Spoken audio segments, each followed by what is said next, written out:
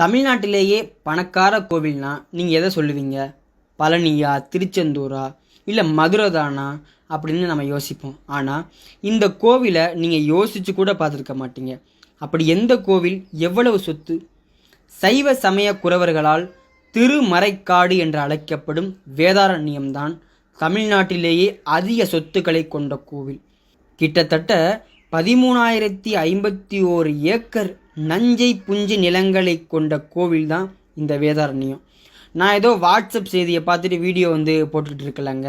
இதோ ஆதாரமும் தரேன்.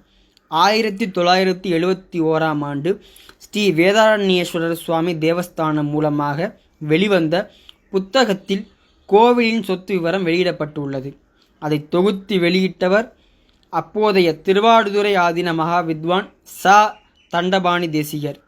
இதில் என்ன பெரிய கொடுமைன்னா, 13,000 ஏக்கர் கொண்ட கோவில் மாதிரியே தெரியாதுங்க. அந்த 13,051 ஏக்கர் நிலம் இப்போவும் இருக்கான்னு தெரியாது. இந்த வீடியோ ஷேர் பண்ணி விடுங்க, வைரல் பண்ணுவோம், உண்மையை நம்ம தெரிஞ்சுக்குவோம்.